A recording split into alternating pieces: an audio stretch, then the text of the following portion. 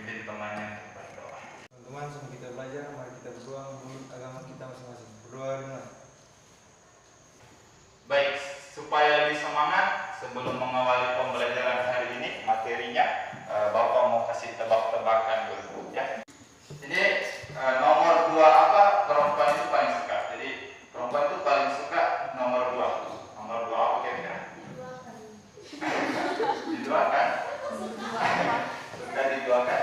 Tahu apa? Tidak. Kalian tidak tahu? Tidak. Nah, jadi yang paling perempuan suka itu nomor 2 itu adalah nomor 2 di kartu keluarga. Oke, lanjut. Untuk pembelajaran kita hari ini, kita akan melanjutkan topik kita sebelumnya, yaitu penyataan reaksi redoks. Nah, jadi minggu lalu ada yang masih ingat apa materi penyataan reaksi redoksnya? Dengan menggunakan penyataan reaksi redoks dengan menggunakan metode ya bilangan oksidasi. Jadi ada yang hitung biloks pertemuan sebelumnya. Untuk pertemuan kali ini kita akan masuk ke penyetaraan reaksi redoks. Jadi tujuan pembelajaran kita hari ini adalah memahami memahami penyetaraan reaksi redoks dengan metode setengah reaksi. Ya, nah ini salah satu baterai yang memanfaatkan prinsip reaksi redoks di dalam komponen-komponen baterai itu sendiri. Ya, bisa dipahami? Ada yang mau ditanyakan? Oke, silakan Dr. Fatina.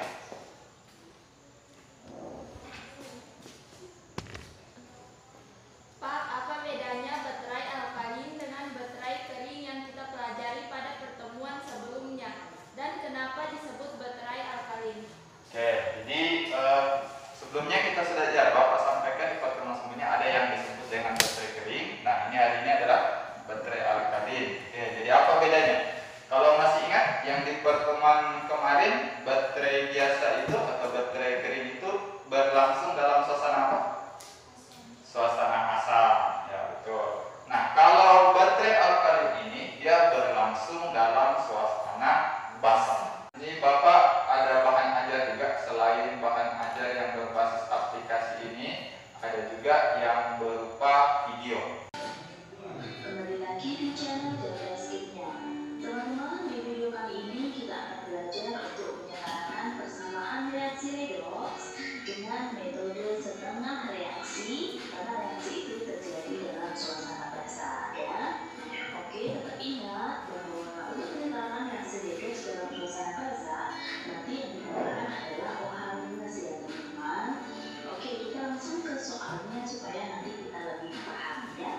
Jadi tadi ada video tentang penyataan reaksi redoks dalam menggunakan setengah reaksi dalam suasana basah. Oke, pertama Bapak ingin mengkonfirmasi dulu dari video tadi informasi apa yang bisa kita peroleh, terutama terkait dengan langkah-langkah dalam menyetarakan reaksi redoks melalui metode setengah reaksi.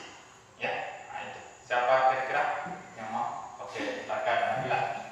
Penyetaraan reaksi redoks melalui metode setengah reaksi dapat berlangsung dalam suasana basah. Dapat dilakukan dengan langkah-langkah.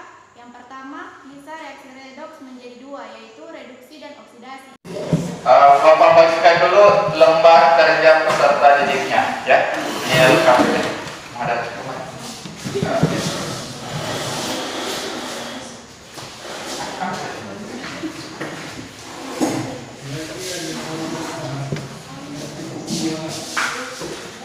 Oke, sebelum bekerja berdiskusi secara kelompok, silakan masing-masing kelompok perhatikan dulu permasalahan yang ada di LKPD-nya supaya jadi pemahaman. Saya minta satu orang dulu untuk bacakan permasalahan yang ada pada LKPD.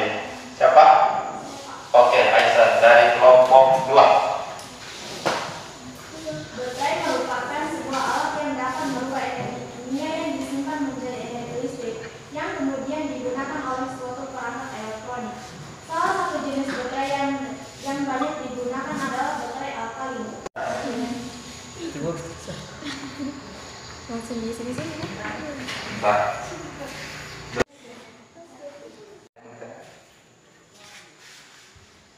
Tidak ada. Sudah. Oke.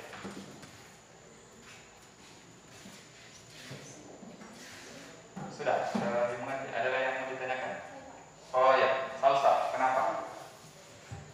Pak, di sini yang kami dapatkan pada langkah 5 menyatakan jumlah elektron, sedangkan jumlah elektron yang dilepas pada reaksi reduksi dan jumlah elektron yang ditangkap pada reaksi oksidasi sudah sama, yaitu 2.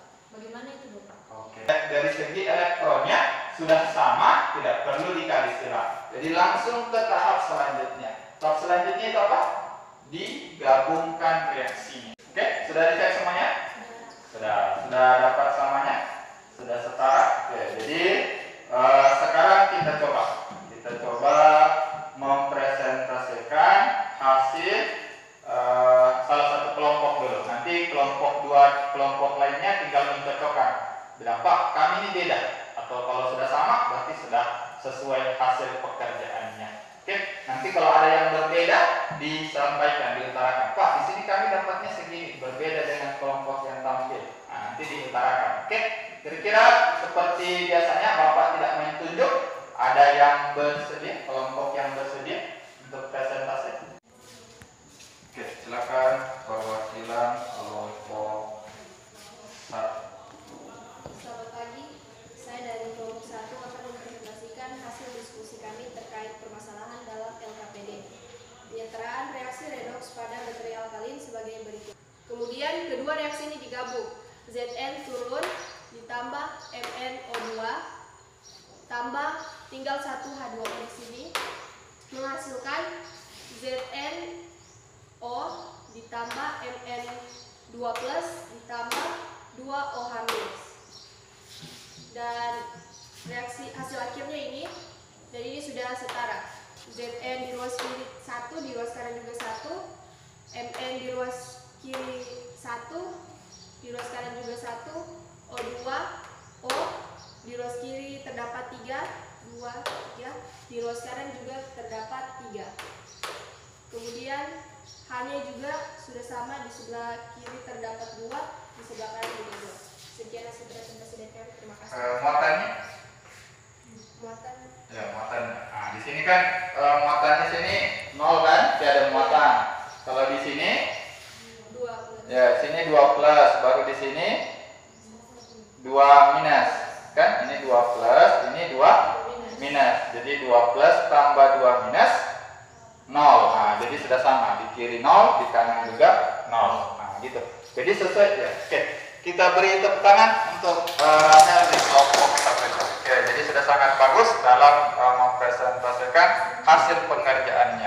Kelompok 2 bagaimana? Dapat hasilnya seperti ini juga? Dicek. Kelompok 3? Sama juga. Oke, jadi kira-kira ada yang ingin ditanyakan dari penyetaran reaksi dari sini? Ya, silakan, Clarita. Dalam komponen baterai alkalin ada KOH.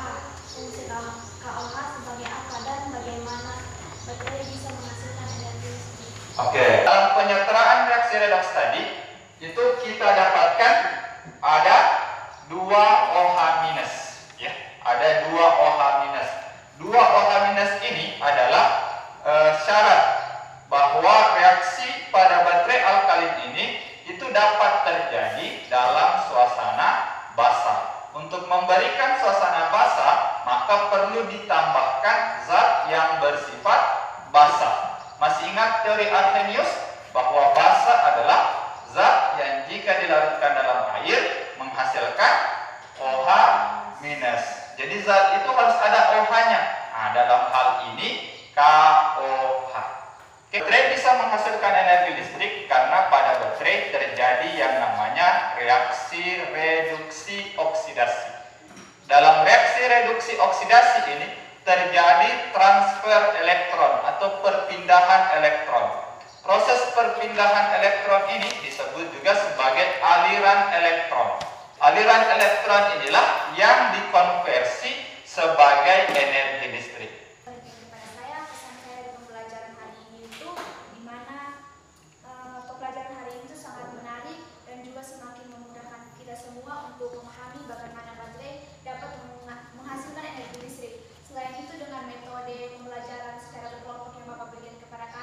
semakin memudahkan kepada kami untuk memahami bagaimana cara untuk menyetarakan reaksi redoks melalui metode setengah reaksi. Terima kasih.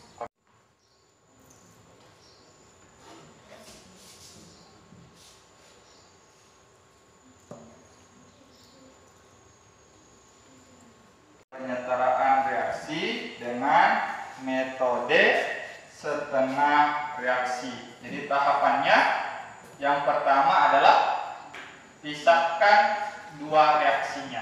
Satu reaksi reduksi dan yang satu adalah reaksi oksidasi. Yang kedua, tahap kedua, setarakan unsur selain O dan H. Jadi untuk pembelajaran kita selanjutnya,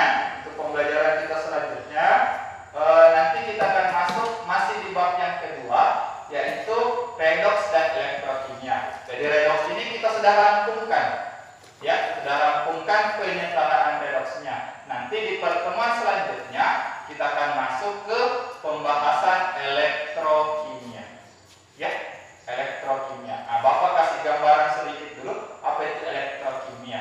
Elektrokimia ini adalah cabang ilmu kimia yang mempelajari hubungan antara reaksi kimia dengan energi listrik. Ya, makanya elektrolistrik. Ya, elektrokimia. Jadi hubungan. Nanti kalian akan pelajari di situ ada baterai seperti yang kita sudah pelajari di sini. Ada baterai kering, ada baterai alkalin. Nanti ada lagi di elektrokimia, ada yang disebut dengan aki. Ya. Nanti ada lagi baterai yang bisa dipakai berulang-ulang. Itu namanya baterai lithium-ion. Ya. Mungkin kalau kalian bongkar HP kalian, lihat komposisi baterainya, di situ ada ditulis baterai lithium. Ya. Nah, jadi kalau baterai cas itu namanya baterai lithium. Nah, itu. Nanti ada aki. Ada nanti juga di elektrokimia ada namanya elektrolisis. Elektrolisis itu apa? Pernah lihat emas sepuh? Perhiasan dijual di pasar, kelihatan di luarnya emas, dijual dengan harga murah, padahal bukan emas. Nah, biasanya tembaga itu, emas dan tembaga kan dia sama-sama kuning, tapi kalau emas itu mengkilap, kalau tembaga itu kuning tapi tidak mengkilap. Nah, jadi hanya di luarnya emas, di dalamnya bukan emas, dalamnya sebenarnya bukan emas. Itu didapatkan dari mana? Melalui elektrolisis, namanya penyepuhan. Penyepuhan itu apa? Melapisi suatu logam dengan logam yang lain. Nah, makanya itu logam tembaganya dilapisi dengan emas. Di sini nanti kita bertemu kembali dalam pertemuan berikutnya. Sebelum kita tutup pembelajarannya, silakan ketua kelasnya Rio untuk memimpin teman-temannya berdoa. Teman-teman, sebelum kita pulang, mari kita berdoa menurut agama kita masing-masing. Doa dimulai.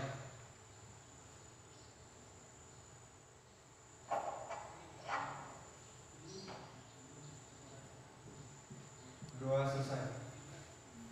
Oke, jadi untuk hari ini Bapak cukupkan sampai sini. Assalamualaikum warahmatullahi wabarakatuh.